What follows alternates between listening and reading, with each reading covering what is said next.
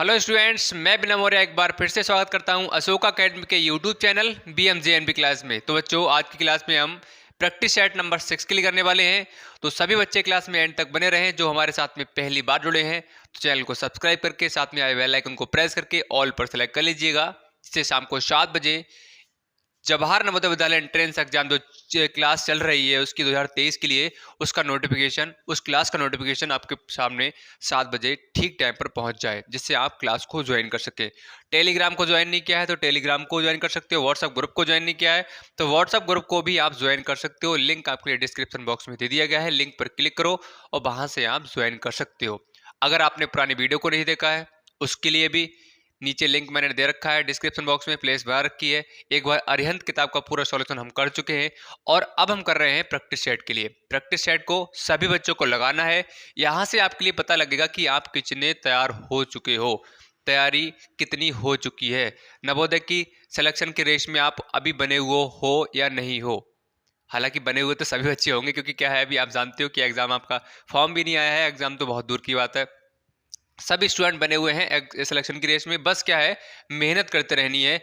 अगर 20 में से अगर आपके 18, 19, 20 मार्क्स आ रहे हैं तो बोल सकते हो कि आप इस टाइम कंडीशन जो है आपकी बेटर है, बहुत अच्छी है। अगर 19 भी आ रहे हैं, 20 भी आ रहे हैं तो आप बहुत अच्छे हो।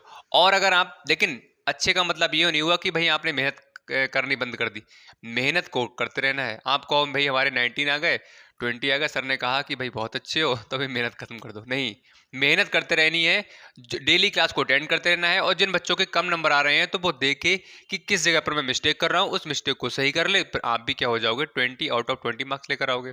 तो ये स्ट्रेटेजी होती है, सही तरीका होता है। गलतियों से सीखो और उतनी ही जल्दी आप क्या है भाई, आपका रिजल्ट अच्छा आने लगेगा।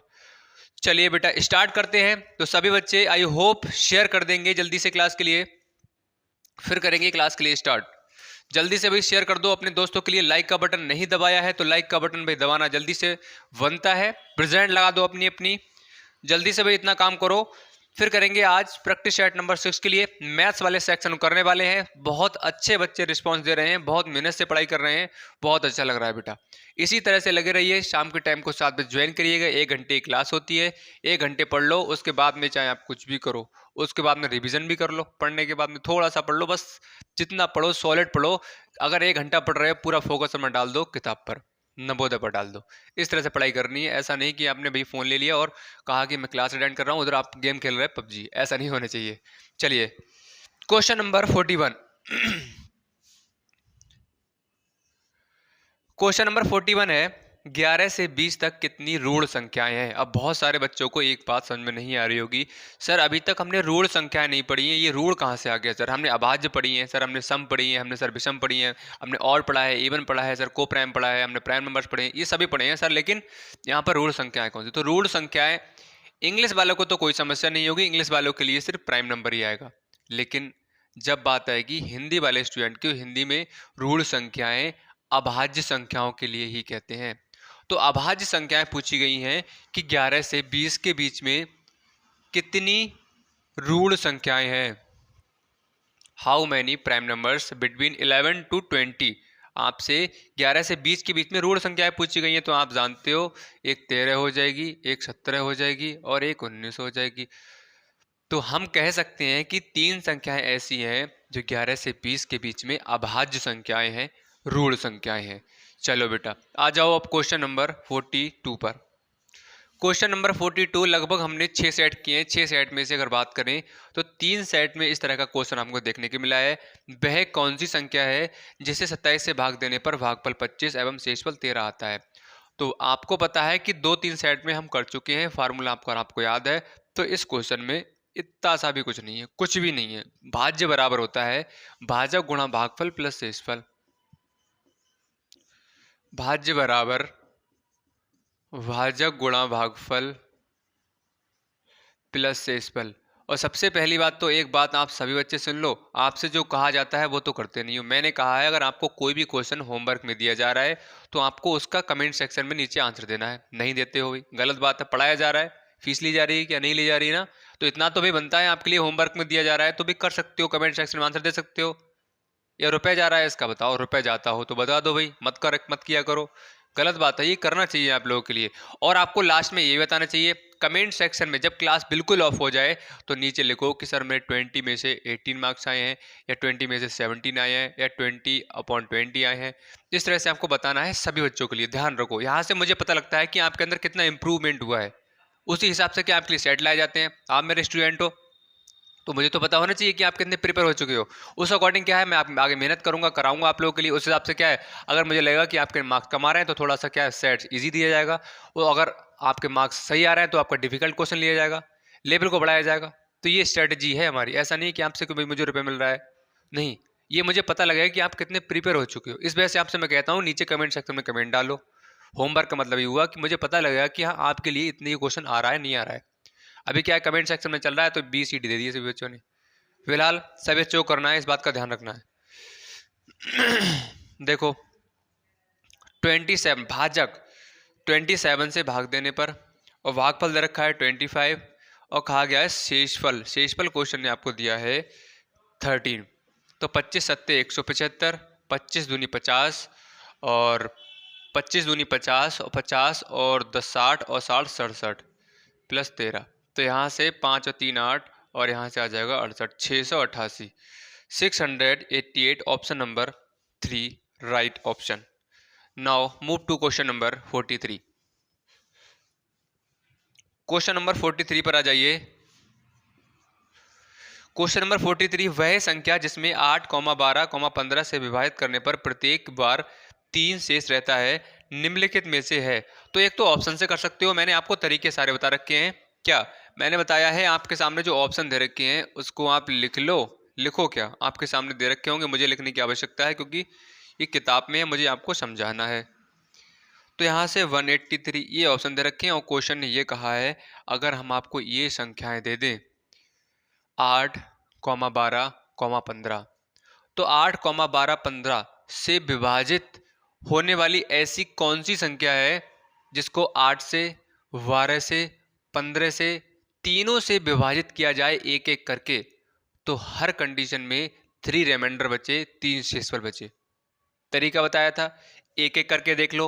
एक बार से एक बार से एक बार 3 बार करना पड़ेगा, 3 3 6 3 9 3 12 बार करना पड़ेगा। या भाई 9, आपकी बात तरीका है, आपके सर ने बताया है कि भाई 9 बार करने की आवश्यकता नहीं है, इसका एलसीएम ले लो और उसके बाद में जो संख्या निकल कर आए उससे भाग करके देख लो। 2 चौक 8, यहाँ से 15, 2 दूनी 4, 2 तियाँ 6, यहाँ से 3 से करोगे तो 3 एकम 3 और 3 पंजे 15, 5 दूनी 10, 30 दूनी 60 दूनी 120, 120 आ गई। अब 120 में हर एक ऑप्शन में भाग कर देख लो, जो ऑप्शन भाग करने के बाद रिमाइंडर उसका शेषफल 3 आएगा, इट्स मीन्स वो ऑप्शन आपका बिल्कुल सही हो जाएगा। तो ये तो देखो 120 से इसमें भाग करेंगे तो मतलब ही नहीं बनता भाई, आ ही नहीं पाएगा कि छोटी संख्या है। इससे करोगे ये भी छोटी संख्या नहीं आ पाएगा। अब हम 120 में, तो ये वाले ऑप्शन रॉन्ग हो गए, तो 120 में अगर हम भाग करेंगे बेटा, सॉरी 123 में भाग करेंगे 120 से, तो कितना आ जाएगा 3। तो यहाँ से देख सकते हो कि 123 संख्या ऐसी है जिसे आप 8 से, 12 से, 15 से भाग करोगे तो ईच केस में आपका रिमाइंडर कितना बचेगा बेटा, 3 आने वाला है।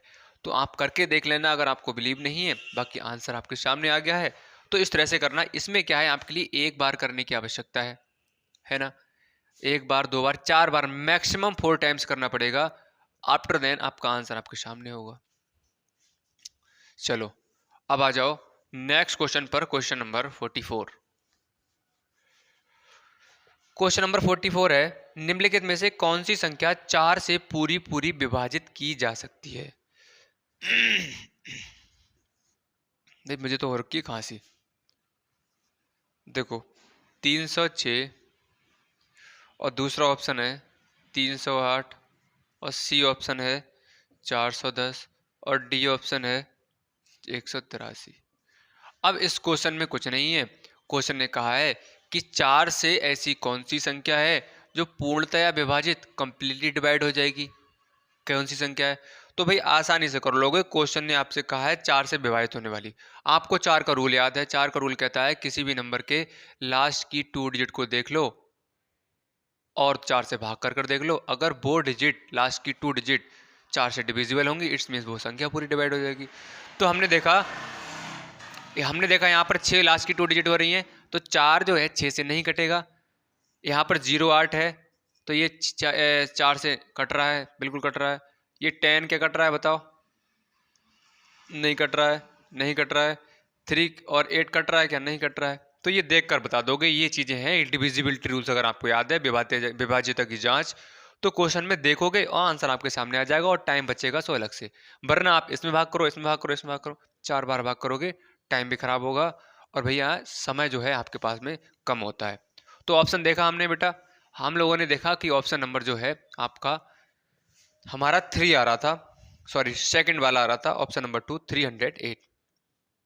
Now question number 45। Question number 45 देखो बेटा, प्रथम दो अभाज्य संख्याओं का योग, first two sum of first two prime numbers. आपसे पूछा गया है what will be the sum of first two prime numbers. तो देखो 2 और 5 इसका सम पूछा गया, सॉरी 2 और 3। फर्स्ट 2 हमने पहली दो संख्याएं ले ली, अभाज्य संख्याएं तो यही तो होती हैं। तो यहाँ पर सम पूछा गया है, तो कितना आ जाएगा इनका सम बेटा? 5 आपका आ जाएगा। तो ऑप्शन नंबर क्या है? 2 वाला मैच कर रहा है बिल्कुल आपके ऑप्शन से। चलिए क्वेश्चन नंबर आ जाइए 46 पर। क्वेश्चन नंबर 46 क्वेश्चन है, लिखा है 14,000 14,000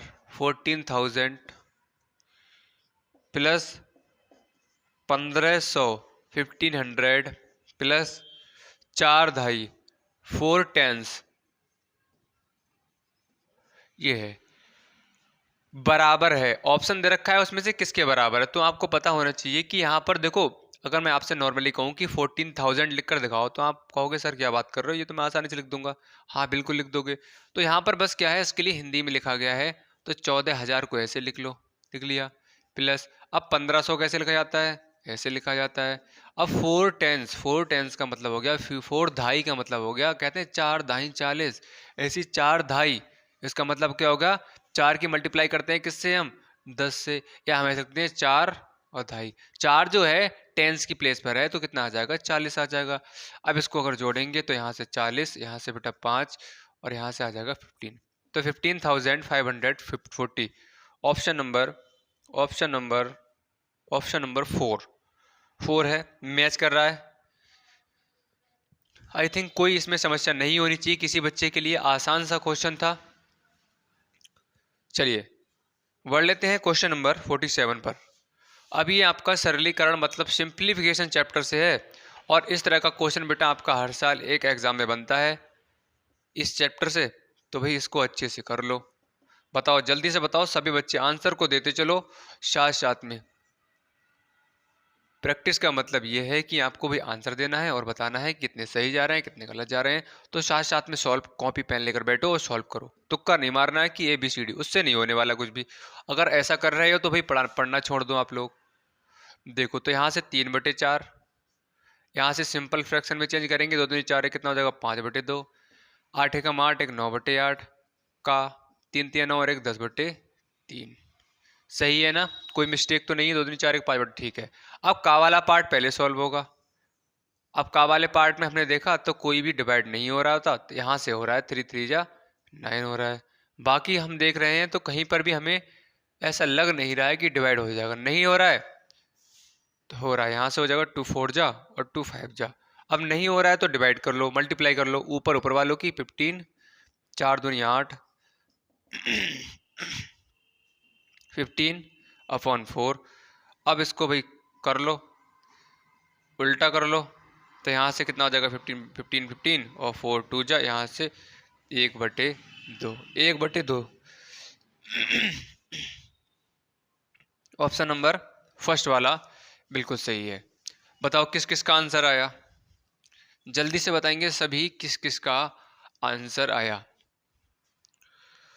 तो इसमें ऑप्शन नंबर क्या था? 1 वाला बिल्कुल सही था। अब क्वेश्चन नंबर 48 का आंसर देंगे। ये बहुत टाइम के बाद में इस तरह का हम क्वेश्चन कर रहे हैं और बहुत अच्छे से बताया है कि सिंपल नंबर का अगर आपसे पूछा जाए LCM निकाल कर बताओ, HCF निकाल कर बताओ, तो आप आसानी से कर देते हो। वहीं अगर आपको मैं दे दूं फ्रैक्शनल नंबर में कि इसका LCM निकाल कर बताओ, तो आप कैसे करोगे? तो जल्दी से कमेंट करके बताएंगे सभी स्टूडेंट कि भाई इसका कितना आने वाला है, और ये इस तरह का क्वेश्चन हमने बहुत टाइम से किया भी नहीं है, तो जल्दी से बताओ। 18 अपॉन क्या है? जिसने स्टार्टिंग में पढ़ा होगा, ध्यान दिया होगा, तो उसे अभी भी इन चीज़ों के बारे में पता होगा कि किस तरह से बताया गया था। 35/75 का लासा पूछा गया है, एलसीएम पूछा गया है। तो इसको कैसे करते हैं आपको हमने बताया था कि जब भी फ्रैक्शन में आपके नंबर दे रखे हो, भिन्न के रूप में नंबर दे रखे हो, और आपसे पूछा जाए कि इसका एलसीएम बताओ, इसका एचसीएफ बताओ, तो जो पार्ट आपसे पूछा जा रहा है, कहा जा रहा है एलसीएम बताओ, तो आप ऊपर वाले पार्ट का एलसीएम निकाल दो। कहने का मतलब ये है अंश वाले पार्ट का, मतलब आपका न्यूमरेटर वाले पार्ट का एलसीएम निकाल देना है। अगर एलसीएम पूछा जा रहा है, लासा पूछा जा रहा है, तो ऊपर वाले पार्ट का निकालना है। अगर मासा पूछा जा रहा है तो ऊपर वाले पार्ट का मासा निकालना है। कहने का मेरा मतलब ये है कि जो आपसे पूछा जा रहा है वो करना किस में है, आपको अंश वाले पार्ट में, मतलब आपके लिए न्यूमरेटर वाले पार्ट में करना है। लासा पूछा रहा है तो ऊपर वाले को लासा निकाल दो, मासा पूछा रहा है तो ऊपर वाले को मासा निकाल दो। अगर मासा ऊपर का निकाल रहे हो तो नीचे वाले का लासा निकलेगा, ऊपर का लासा निकाल रहे हो तो नीचे का मासा निकलेगा, बस जस्ट अपोजिट हो जाता है। लेकिन जो पूछा जा रहा है वो ध्यान रखो, वो ऊपर वाले पार्ट का ही निकलेगा। तो क्वेश्चन ने कहा है कि इसका लासा बताओ। अब लासा किसका निकालोगे? 18, 21, 35, 3×6 = 18, 3×7 = 21 और 35। 7 से काटोगे यहाँ से, 7 एकम 7, 7×5 = 35, तो 7×3 = 21, 21×5 = 105 इंटू 6, 3×7 = 21 बिल्कुल सही है, 3×6 = 18 सही है बिल्कुल, 7×5 = 35 सही है। तो 6×5 = 30 और 1×6 = 6, तो यहाँ से आपका 630 क्या आ गया? ऊपर वाले पार्ट का लासा निकल कर आ गया। तो यहाँ से लासा कितना आ गया? 630। और अभी भी बताया है अगर ऊपर वाले पार्ट का लासा निकाल रहे हो तो नीचे वाले का मासा निकालना पड़ेगा। तो मासा देखो 25 और 40 और 75 का मासा, तो 25 से भाग देंगे 40 के लिए, तो 25 से कम 25 हो जाएगा, यहाँ से 15 आ जाएगा, 15 से भाग देंगे 25 के लिए, 15 कम 15, यहाँ से 10 आ जाएगा। अब 10 से भाग करेंगे 15 के लिए, 10 एकम 10 आ जाएगा, 5 आया, 5 से करेंगे 10 के लिए, 5 दूनी 10। ये चीज़ हमने बहुत अच्छे से समझाई है। अब 5 से भाग करोगे 75 के लिए, तो यहाँ से आ जाएगा 15, मतलब आपका HCF क्या निकल कर आ जाएगा बेटा? 5 निकल कर आ जाएगा। तो 5 निकल कर आ गया। अब ये बन गया हमारे सामने, क्या आपका ये आंसर आ रहा है? एक बार चेक कर लो। तो आंसर तो आपका नहीं आ रहा है, इसका मतलब आपका सिंपल नंबर में आ रहा है और ये हमारा फ्रैक्शन नंबर में। इसका मतलब हमें और करना पड़ेगा इसके आगे, तो कर लेते हैं भाई। 5 एकम 5 कितना बचा? 5 एकम 5 और कितना बचा बेटा? यहाँ से आपका बचेगा 1, तो 5 दूनी 10, 5 × 30, इसका मतलब इससे डिवाइड करेंगे तो 126 ऑप्शन नंबर अगर आप मैच करोगे तो थर्ड वाला ऑप्शन बिल्कुल राइट है आसान। तो ये चीज़ है, अगर इस क्वेश्चन में आपको पता है कि किसका लासा निकालना है, किसका मासा निकालना है, और लासा मासा अगर आपको निकालना आता है तो क्वेश्चन में कुछ भी नहीं है। तो ये चीज़ें हमने बहुत डिटेल में समझी हैं जब हमने पहली बार सिलेबस किया था कि कैसे लासा निकाला जाएगा, कैसे मासा निकाला जाएगा, कैसे आपको किसी भी फ्रैक्शन दे रखी उसको सिंप्लीफाई करना है, मतलब हर चीज़ को, छोटी से छोटी चीज़ को। यहाँ तक मैंने ये भी सिखाया है कि 2+2 क्या होता है, -2 क्या होता है, ये सब कुछ सिखाया है। अगर बिल्कुल वीक हो, बेसिक क्लियर नहीं है, तो जाकर स्टार्टिंग से देख लो, प्लेलिस्ट में सारी चेक करोगे वीडियो, वहाँ पर मिल जाएंगी। फिर देखना, एकदम से कोई भी चीज़ अगर आप कहो कि मुझे आ जाए तो ये पॉसिबल नहीं है। आप जब छत पे चढ़ते होगे तो पहले स्टेप 1 पर पैर रखते होगे, पहली सीढ़ी पे, फिर दूसरी पे। ऐसा थोड़ी होता है पहली सीढ़ी पे रखिए उसके बाद सीधे ऊपर पहुंच गए, नहीं पहुंचते ना। तो यही है, कोई भी चीज़ पढ़ रहे हो, कोई भी चीज़ कर रहे हो, तो स्टेप बाय स्टेप करनी पड़ती है। बेस क्लियर नहीं है तो बेस को क्लियर करो, फिर सेकंड स्टेप पे आना, फिर सेकंड स्टेप पे आना।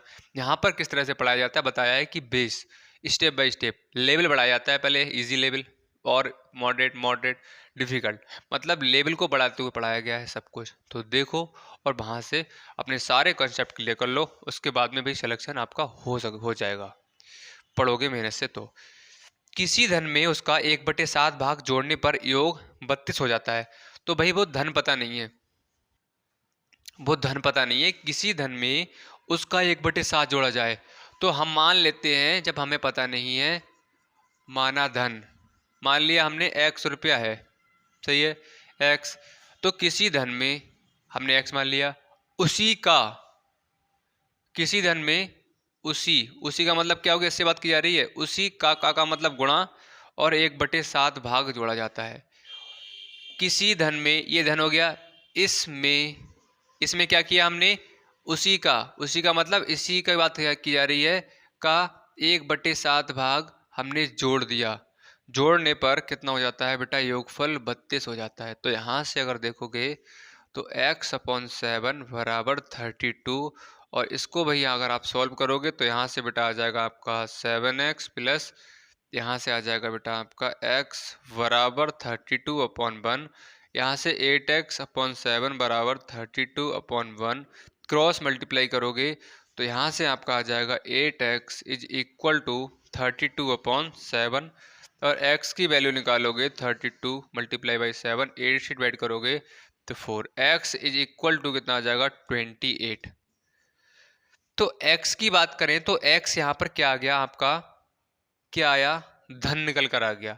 28 क्या है देखो, मैंने क्या बताया था, जो चीज हम मानते हैं स्टार्टिंग में उसी को आप निकाल दो तो आपका आंसर आ जाएगा। क्वेश्चन ने आपसे कहा था धन, वो धन हमें पता नहीं था तो हमने माना धन x, फिर क्वेश्चन ने जो जो कहा था हमने उसी हिसाब से, जो बोल रहा था उसकी बात को हमने मानकर उसको लिख दिया। उसने कहा ये करो तो हमने कहा भाई ठीक है, भाई तुम बोल रहे हो तो करना पड़ेगा, तो हमने लिखा यहाँ पर। उसने कहा लिख दिया हमने, उसने कहा ये लिखो, हमने वो लिख दिया। फिर उसके बाद में उसने कहा भाई अब हम आगे नहीं बताएंगे, अब अपने आप करो, तो समस्या ही नहीं है, हमें आता है कैलकुलेशन करनी। एक्स की वैल्यू निकाल ली तो कितना हो गया, 28। तो यहाँ पर धन कितना था, 28। ऑप्शन को चेक करेंगे बेटा तो ऑप्शन नंबर क्या है, 1 वाला बिल्कुल मैच करेगा। चलिए नाउ क्वेश्चन नंबर 50, बताओ क्वेश्चन नंबर 50। क्वेश्चन नंबर 50 है, 2/3 और 5/7 का योग निम्नलिखित में से प्राप्त होगा। आपके सामने फ्रैक्शन दे रखी हैं और कहा गया है कि इसका सम बताओ। ये मैंने फ्रैक्शन लिख दी, और इसको योग करेंगे, इसका जोड़ करेंगे तो क्या प्राप्त होगा। तो आपको पता है फ्रैक्शन को जब हम ऐड करते हैं, नीचे वाले को एलसीएम लेते हैं, एलसीएम कितना आ जाता है बेटा, 7 आएगा, सही है। अब देखो 7 से हम क्या करेंगे बेटा, इसके लिए भाग करते हैं, कितना आया 1। 7 से करेंगे इसके लिए भाग, कितना आएगा 1, तो 1 की कर देते हैं ऊपर मल्टीप्लाई, देखो याद आ रहा है, जो 1 निकल कर आता है उसके ऊपर कर देते हैं मल्टीप्लाई, कर देते हैं, देखो 1 2 जा, यहाँ पे लिख दिया, प्लस 7 से भाग करेंगे तो कितना आएगा, 1 आएगा। 1 से करेंगे ऊपर मल्टीप्लाई, कितना आ जाएगा, 1 × 5 आ जाएगा। तो यहाँ पर अगर चेक करोगे बेटा आप, तो यहाँ पर आपका ऑप्शन नंबर, ओ सॉरी 3 है बेटा यहाँ पर, सही है। तो यहाँ से आ जाएगा 3 × 7, यहाँ से आपका आ जाएगा 3 से 7, 7 मल्टीप्लाई 2, और यहाँ से 3 और मल्टीप्लाई 5। देखो अब इस क्वेश्चन में आपको लग रहा होगा कि ये क्वेश्चन कठिन है, लेकिन अगर मैं यहीं से अगर आप कह दूं ये वाला इस तरह से नहीं बताना है तो आप आसानी से कर दोगे। मैं पूछूंगा कैसे करोगे तो आप कहोगे सर नीचे वालों को एलसीएम लेना है और जो आपने मेथड बताया उसी से करना है। बिल्कुल बेटा वैसा ही होगा, लेकिन इस बार क्वेश्चन ने कहा है कि हम उसकी मल्टीप्लाई, जो आप करते हो मल्टीप्लाई नहीं करेंगे, आप जो भाग करते हो वो हम नहीं करेंगे।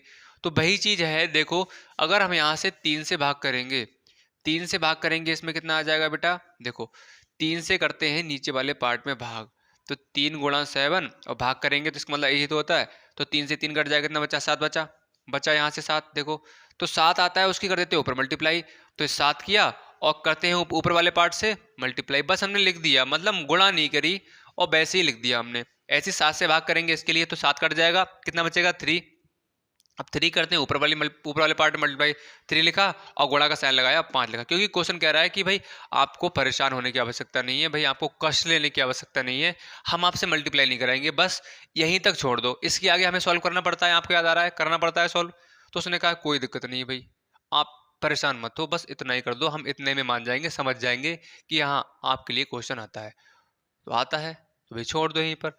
तो क्वेश्चन को देखोगे, मैच करोगे क्वेश्चन नंबर 50 को देखने के बाद में, तो आप देखोगे इसमें आपका 2 × 7 प्लस 3 × 5 और 3 × 7। ऑप्शन नंबर क्या है? 4 वाला मैच कर जाएगा बिल्कुल भी। है ना आसान? ये आसान है लेकिन दिखने में आपको कठिन लग रहा है। और आसान है क्योंकि इसमें क्या मेहनत करने की आवश्यकता ही नहीं है।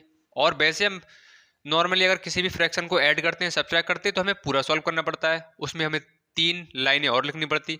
लेकिन क्या ऐसे सेकंड लाइन में ही कह दिया अभी खत्म कर दो क्वेश्चन के लिए। चलो क्वेश्चन नंबर आ जाओ बेटा 51 पर। अब देखो 51 जो चैप्टर है आपका, ये रेशियो वाले चैप्टर से है। 51 देखो, यहां पर देखो कहा गया रमेश व दिनेश की कुल आय कितनी है।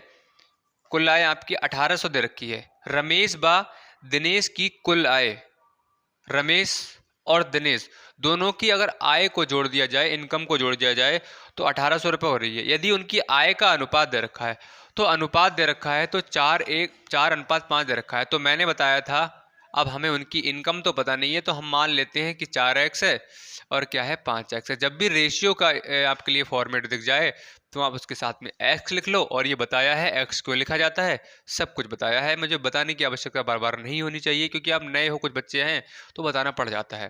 तो यहाँ से 4x और 5x आ गया। अब ये किसकी आ गई? रमेश की और दिनेश की कुल आय हमने मान ली थी, क्वेश्चन ने हमें दी नहीं, तो हमने मान लिया कि 4x है और 5x है। अगर बेटा मैं इन आय को इनकी इनकी अगर हम आय को इनकी इनकम को जोड़ दें, तो क्वेश्चन ने कहा है कि कितनी हो जाती है? 1800 रुपये हो रही है। अब ये मत सोचना सर यहाँ पर 4x और 5x सर 9x हो रहा है, सर ये 9x या 18x बराबर कैसे हो गया। मैंने कल ही बताया है आपको, लोग बताते आ रहा हूँ और बताता रहूंगा। क्या मैंने कहा है? क्वेश्चन जो कह रहा है भाई वो कर दो, क्वेश्चन की बात को मान लो। क्वेश्चन ने कहा है अगर हम इन दोनों की आय को जोड़ देंगे तो 1800 हो रही है, तो जोड़ने के बाद में 1800 हो रही है तो हो रही है भाई, लिख दो। अब आगे सॉल्व कर लो, बाकी आपकी जिम्मेदारी है कि आप कैसे सॉल्व करोगे। तो यहाँ पर देखो 4x ये है, 5x ये, कितना हो गया बेटा? 9x बराबर 800। यहाँ से अगर x की वैल्यू हम निकाल लें, बताओ x की वैल्यू निकाल लें यहाँ से, तो देखो क्या होता है। 1800/9, 9 से काटो कितना आ जाएगा? 200। तो x बराबर क्या आ जाएगा? 200। तो x बेटा क्या है? x क्या आया? x हमने यहाँ पर वैल्यू निकल कर आ गई x की, और क्वेश्चन ने आपसे कहा है कि रमेश की आय बताओ। तो रमेश की आय हमने क्या मानी थी? एक रमेश था और दूसरा था बेटा दिनेश। तो दिनेश की ये थी। रमेश की कितनी बेटा मानी थी हमने? 4x। तो 4x की बात करें तो 4x कितना आ गया? 200। कितना आ जाएगी? 800। नहीं बात समझ में आई? आसान सी बात है, बहुत आसान क्वेश्चन है, कुछ नहीं है क्वेश्चन में। रेशियो वाला पार्ट दे रखा हो, अनुपात में पार्ट दे रखा हो, और कुछ दिया ना हो, तो हम मान लो 4x 5x मान लिया हमने। फिर कहा था अगर इन दोनों की आय को जोड़ दें, इनकम को जोड़ दें, 1800 रुपये हो जाती है। तो हमने क्या किया भाई? जोड़ दिया, 1800 बराबर कर लिया, x की वैल्यू निकाल ली, और x की वैल्यू अगर हमें मिल गई तो यहाँ से x की वैल्यू हम पुट कर देंगे 5x में, 4x में। 5x में पुट करेंगे तो दिनेश की आय मिल जाएगी। अगर x की वैल्यू अगर इसमें पुट करेंगे 4x में, तो हमें रमेश की जो दिनेश है, रमेश है, हाँ, रमेश की आय मिल जाएगी 800 रुपये। तो ये था क्वेश्चन। क्वेश्चन को अगर चेक करोगे तो इसमें क्या है आपका? ऑप्शन नंबर 2 बिल्कुल सही हो जाएगा। चलिए क्वेश्चन नंबर आ जाइए बेटा 52 पर। डेली लगभग इस तरह का क्वेश्चन आपके लिए देखने के लिए मिल रहा है। उम्मीद है कि आपको समस्या नहीं होनी चाहिए इस तरह के क्वेश्चन में। क्वेश्चन नंबर 52 है, यदि 2000 की आबादी में 40 व्यक्तियों की मृत्यु हो गई तो कितने प्रतिशत व्यक्तियों की मृत्यु हो गई। अब ये क्वेश्चन आपका परसेंटेज चैप्टर से है, आपने परसेंटेज चैप्टर किया होगा, तो कुछ बच्चों को आंसर आ भी गया होगा, कर भी रहे होंगे, और देख कर बताने की आवश्यकता है। इसमें क्या है, वैसे इसको कैलकुलेशन करने की जरूरत ही नहीं पड़ने वाली है अगर आपने ठीक से पढ़ा है। तो कितने हैं बेटा टोटल? 2000 है। 2000 की आबादी है जिसमें 40 व्यक्तियों की मृत्यु हो गई, तो प्रतिशत व्यक्तियों की मृत्यु पूछी है। तो हमने याद है आप लोगों को आता है प्रतिशत वृद्धि, प्रतिशत कमी, या प्रतिशत लाभ, प्रतिशत हानि निकालते हैं। अगर प्रतिशत हानि का फार्मूला क्या होता है? हानि गुणा 100/क्रयमूल, सॉरी, हाँ हाँ, हानि गुणा 100/क्रयमूल होता है। तो ये क्रयमूल क्या होता है? वो मेन पार्ट, ओरिजिनल वैल्यू आपकी होती है। तो यहाँ पर आप ऐसे निकाल लो प्रतिशत मृत्यु।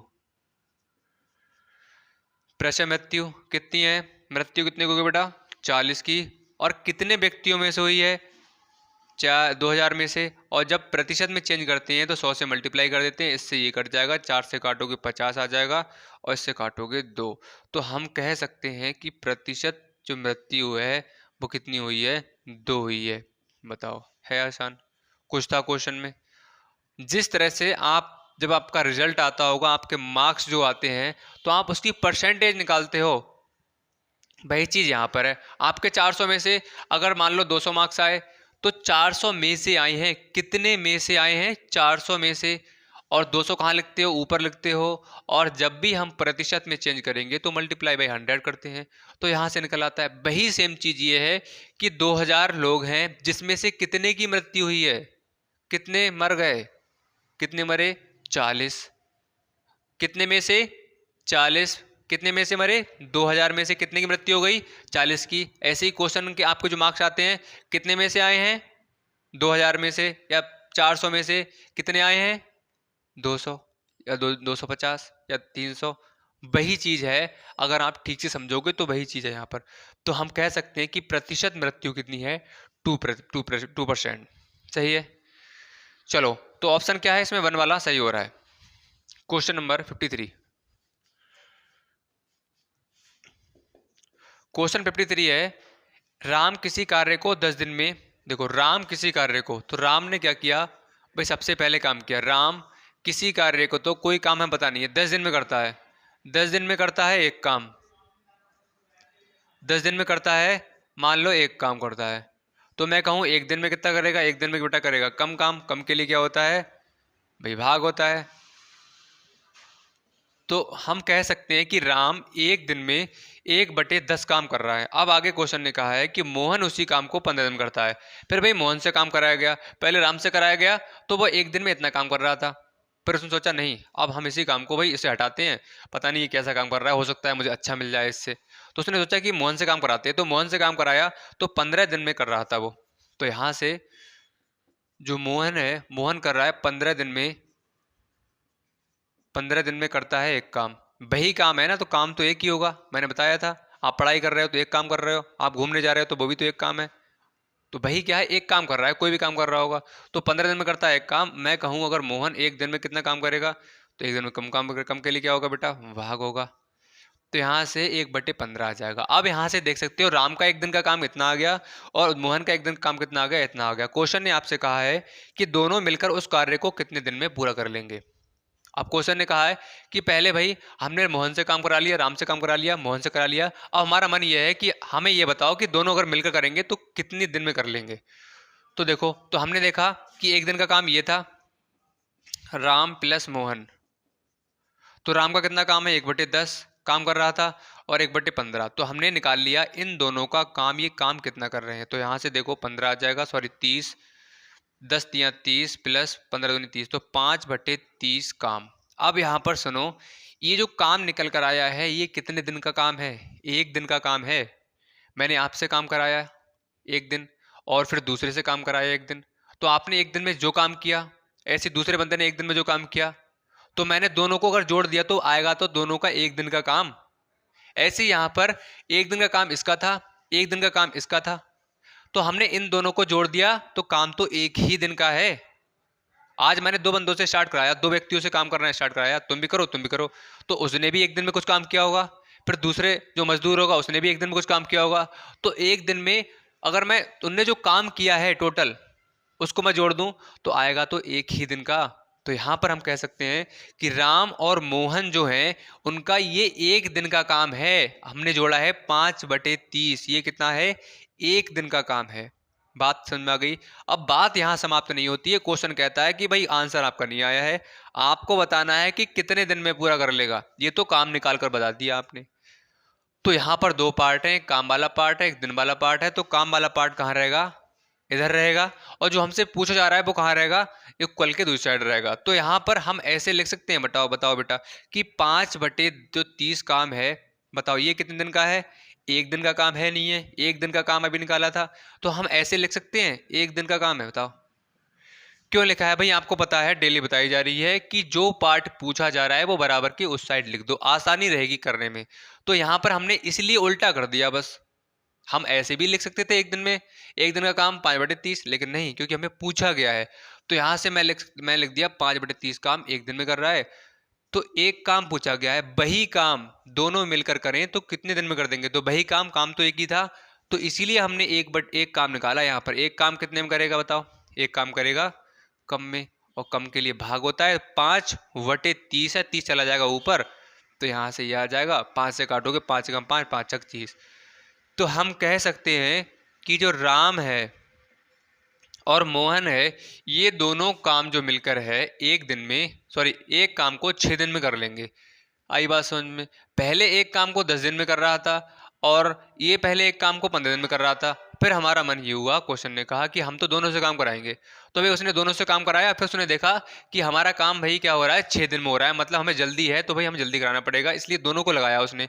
और दोनों को लगाया तो उसका काम 6 दिन में फिनिश हो जा रहा था। बात आगे समझ में? तो ऑप्शन को बेटा चेक करोगे तो इसमें ऑप्शन नंबर क्या है, एक वाला, बिल्कुल आपके लिए समझ में आ गया होगा, और सही बिल्कुल है आंसर। चलो अब आ जाओ क्वेश्चन नंबर 54 पर। क्वेश्चन नंबर 54 बताओ जल्दी से। क्वेश्चन नंबर 54 है, देखो ये आपका स्पीड टाइम डिस्टेंस है, समय दूरी चाल से है। तो क्वेश्चन की अगर आप पढ़ोगे क्वेश्चन में, तो क्वेश्चन में कहा है कि एक ऑटो रिक्शा की गति 90 किलोमीटर पर आवर है। गति का मतलब क्या हो गया? यहाँ पर चाल दे रखी है, कितना है? 90 किलोमीटर पर आवर। तो 4 घंटे 40 मिनट में उसको तय करने में कितनी दूरी, क्या मतलब द्वारा तय की गई दूरी होगी? हाँ, आपसे दूरी पूछी गई है, चाल दे रखी है, और क्वेश्चन ने कहा है कि हम आपको समय भी दे देते हैं। तो समय भाई उसने दिया है, भाई पार्ट्स में ब्रेक कर दिया है उसने, समय डायरेक्ट नहीं दिया। कहा है कि भाई 4 घंटे और समय लग रहा है, 4 घंटे 40 मिनट का समय लग रहा है। और पूछिए कि भाई दूरी बताओ हमारे लिए। तो दूरी कैसे निकालोगे? आपको पता है, फार्मूला याद है, कर लोगे। दूरी बराबर चाल बटे समय, सॉरी चाल गुणा समय होता है, कर लोगे आसानी से। अब ये समस्या इस बात की आती है, अगर मैं आपसे क्वेश्चन करूं कि बेटा अगर हम यहां पर बात करें, इसको जोड़ सकते हैं क्या? 40 और 4 44 कर सकते हैं? बताओ, कर सकते हैं? यस और नो? बिल्कुल नहीं कर सकते। आप जानते हो, मैंने बताया जब तक यूनिट सेम नहीं होंगी, इकाइयां सेम नहीं होंगी, तो किसी भी कंडीशन में आप नहीं कर सकते हो। तो यहाँ पर भाई ये घंटे वाला पार्ट है, ये क्या है? 40 मिनट वाला पार्ट है। तो आप कोशिश करो, या तो आप यहाँ पर घंटे के लिए मिनट में चेंज कर लो, तो ये भी मिनट आसानी से जोड़ लोगे। लेकिन एक बात और आपको ध्यान रखनी है कि जो आपकी चाल दे रखी है वो किस में दे रखी है। अगर आपकी चाल घंटे में है तो आप कोशिश करो इसको घंटे में चेंज करने की। अगर यहाँ पर आपकी मिनट में दे रखी है, जो मीटर प्रति मिनट होता, यहाँ पर किलोमीटर पर हॉवर है, तो यहाँ पर अगर आपका मिनट होता तो इसके लिए आप मिनट में चेंज कर लेते, तब भी हो जाता। यहाँ पर घंटा दे रखा है तो हम करेंगे भाई मिनट वाले पार्ट को घंटे में चेंज। तो यहाँ से मैं ऐसे कह सकता हूँ कि 4 घंटे और 40 मिनट को आप मिनट को चेंज करोगे घंटे में, तो 60 से कर देते हैं बेटा, हम कर देते हैं, आप जानते हो, भाग। तो यहाँ से आपका क्या आ जाएगा? 2 दूनी 4 और 2 तिया 6। अब यहाँ पर जो आपका निकल कर आएगा वो घंटा आ जाएगा। जैसे ही 60 से भाग दिया तो वो वाला पार्ट आपका घंटे में चेंज हो गया। तो यहाँ से 4 घंटे सही है, और 2 घंटे और हो रहे हैं ना, 2/3 घंटे और हो रहे हैं। तो मैं कहूँ टोटल घंटे कितने हो रहे हैं? तो दो, आप इसको ऐड कर लेना इस तरह से। देखो ऐसे कर सकते हो यहाँ पर। ये वही चीज़ है, मैंने आपको इस तरह से बहुत डिटेल में बताई है। इसका मतलब और इसका मतलब एक ही होता है, आप निकाल कर देख लेना।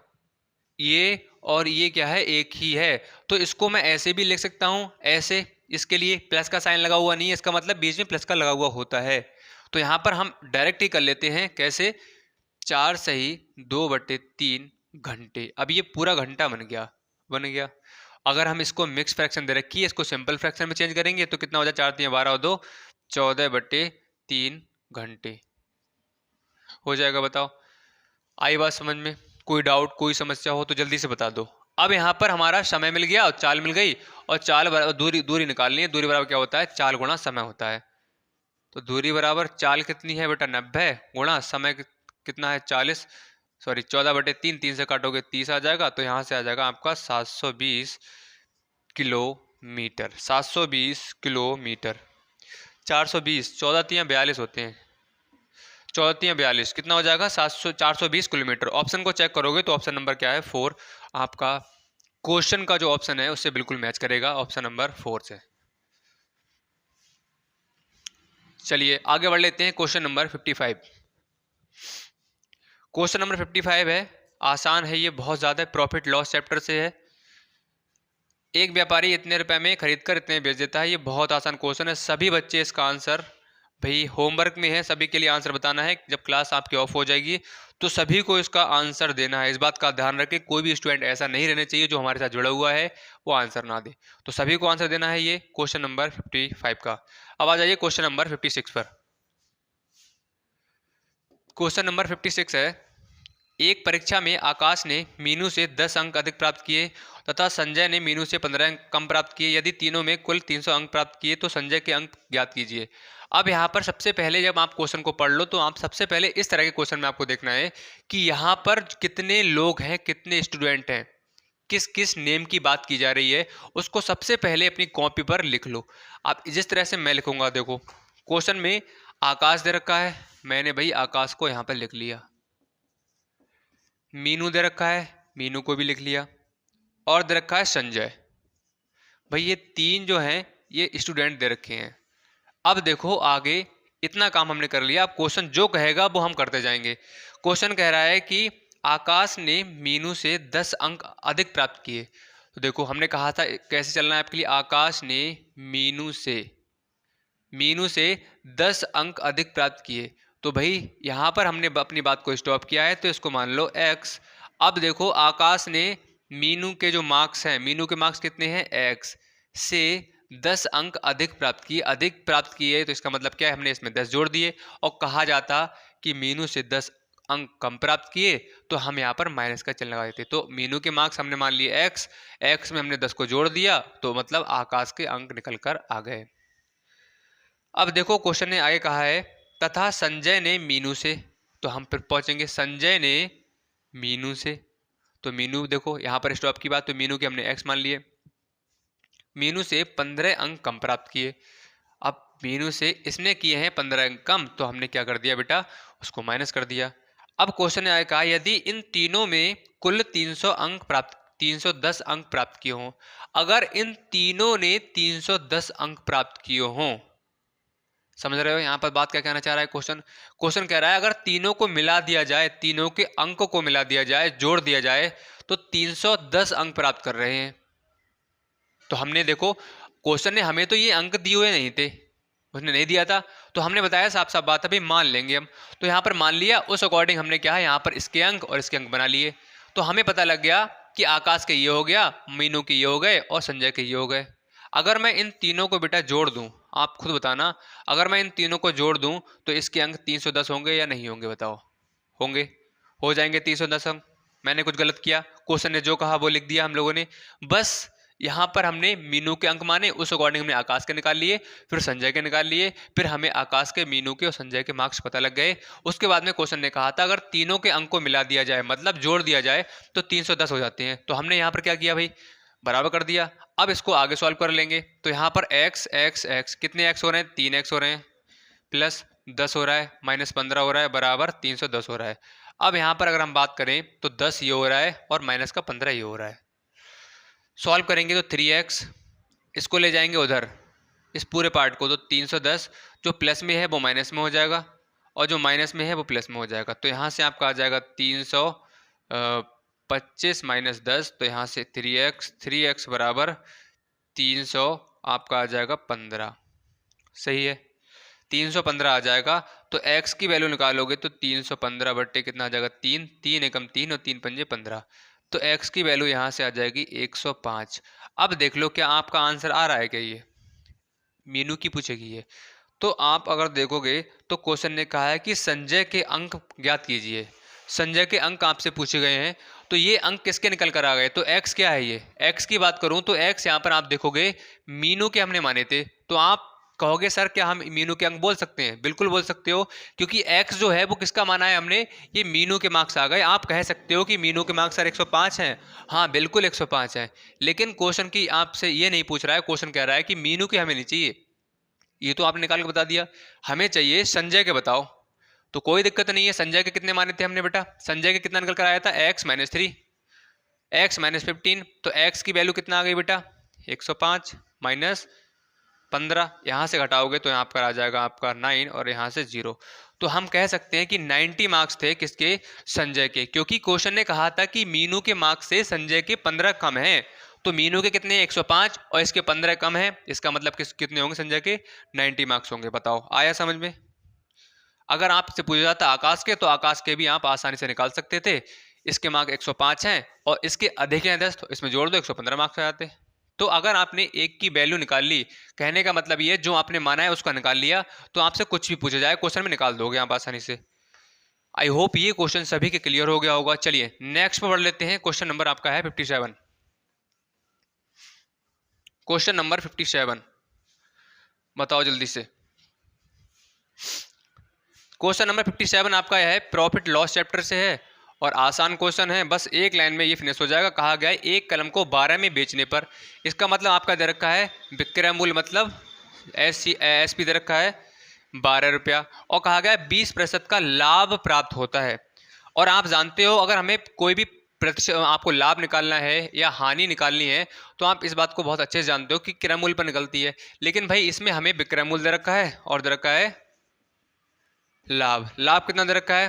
20% का दे रखा है। अब भाई क्रय मूल्य कैसे निकालें? तो मैंने आपको बताया है किस तरह से करना है। परेशान होने की आवश्यकता नहीं है। मैंने बताया है कि जो आपको फ्रैक्शन में वैल्यू दे रखी है उसको चेंज कर लो, किसमें? सॉरी, परसेंटेज वैल्यू दे रखी है उसको चेंज कर लो फ्रैक्शन वैल्यू में। तो यहाँ से अगर आप सिंप्लीफाई करोगे तो 1/5 आ जाएगा। और मैंने बताया है जब भी इस तरह का फॉर्मेट बन जाए 1/5 आ जाए तो नीचे वाला पार्ट हमेशा सीपी होता है और ऊपर वाला पार्ट कौन सा होगा? अगर यहाँ पर प्रतिशत लाभ दे रखा होगा, परसेंटेज प्रॉफिट दे रखा होगा, तो ये परसेंटेज मतलब प्रॉफिट वाला पार्ट होगा। अगर ये परसेंटेज लॉस दे रखा होगा तो ये लॉस वाला पार्ट होगा। ऑलवेज ये वाला सीपी होता है। तो मैं यहाँ से कह सकता हूँ कि 5 क्रय मूल्य था और 1 मतलब 20% का लाभ हो रहा है, इसका मतलब 1 का लाभ हो रहा है। तो यहाँ से कितना हो जाएगा? 6 हो जाएगा। अब यहाँ पर हमारा सीपी और एसपी का हमने एक रेशियो बना लिया, सीपी और एसपी का। जैसे ही आप इतना कर लोगे तुरंत आपको क्वेश्चन में ऊपर पहुंचना है कि क्वेश्चन ने क्या क्या दे रखा है।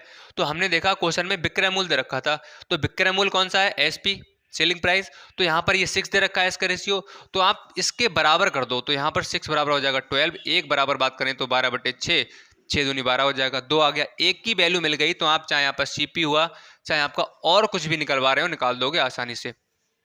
तो यहाँ पर 1 की वैल्यू 2 आ गई और हमसे पूछा है क्रय मूल्य बताओ। तो क्रय मूल्य 5 रेशियो है, तो 5 में क्या हो जाएगा? ज़्यादा के लिए मल्टीप्लाई, इसका मतलब क्या आ जाएगा? 10।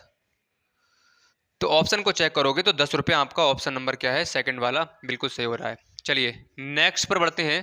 क्वेश्चन नंबर 58 जल्दी कर लेते हैं भाई, हमारे क्वेश्चन बचे हैं अभी 2 और। देखो क्वेश्चन कह रहा है कि 10,000 रुपए की राशि, धनराशि का मतलब यहाँ पर दे रखा है मूलधन, प्रिंसिपल दे रखा है। तो यहाँ पर मूलधन की बात करें तो कितना दे रखा है? 10,000। सही है। 18% वार्षिक ब्याज की दर, जहाँ पर परसेंट की बात आ जाएगी तो आप जानते हो कि बिना सोचे समझे यहाँ पर दर वाला पार्ट होगा। 18% की दर से 1 वर्ष के लिए, अब 1 वर्ष का मतलब यहाँ पर क्या हो गया? समय वाला पार्ट दे रखा है, 1 वर्ष दे रखा है। साधारण ब्याज पर लगाई गई उसके प्राप्त मासिक ब्याज कितना होगा? अब देख लो, सबसे पहली बात तो ये कि आप जानते हो कि क्वेश्चन में ये चैप्टर का जो नाम है वो क्या है भाई? साधारण ब्याज। और साधारण ब्याज के अगर बात करें तो उसमें हम किस किस पार्ट का यूज करते हैं? मूलधन, दर, समय और ब्याज का। लगभग ये 4 पार्ट का यूज ज्यादा करते हैं। तो मैं आपसे कहूं कि इसमें जो पार्ट, कौन सा पार्ट मतलब पूछा गया है, मतलब ब्याज है ये दिया हुआ नहीं, तो जो पार्ट एक पार्ट क्या करेगा बेटा? मिस कर देगा, मतलब वो क्या है? हटा देगा, उसको निकाल दो। मूलधन, दर, समय दे रखा है तो ब्याज का फार्मूला लगा दो, मूलधन गुणा दर गुणा समय बटे 100। सही है, बटे 100। तो यहां से काटो कितना आ जाएगा बेटा? 1800 आ जाएगा। 1800 ये क्या आ गया? 1800 रुपये आपका ब्याज आ गया। आप कहोगे सर हाँ बिल्कुल आ गया। क्या आपका आंसर आ गया? बताओ, आ गया आंसर? तो आप कहोगे सर निकाला तो बिल्कुल सही है सर, ब्याज पूछा गया निकाल दिया, लेकिन सर आंसर ही नहीं आ रहा है। लेकिन ध्यान से आपकी लास्ट लाइन पढ़ना है। लास्ट लाइन पर पहुंचो, क्वेश्चन ने कहा है उससे प्राप्त मासिक ब्याज कितना होगा। ये आपका 1 वर्ष का ब्याज आया है, 1 वर्ष का आपका इंटरेस्ट है 1800। क्वेश्चन ने कहा है कि मासिक बताओ, मासिक। दोबारा से पढ़ लो क्वेश्चन को। क्वेश्चन कह रहा है मासिक चाहिए, महीने का बताओ, ये पूरे साल का है। अब पूरे साल का मतलब क्या, ये 12 महीने का है, एक साल में 12 महीने होते हैं, तो यहाँ से मैं ऐसे बोल सकता हूँ कि ये 12 महीने का है। बताओ ये 12 महीने के ब्याज है नहीं है, कितना 1800 है। 12 महीने का ब्याज कितना 1800 है।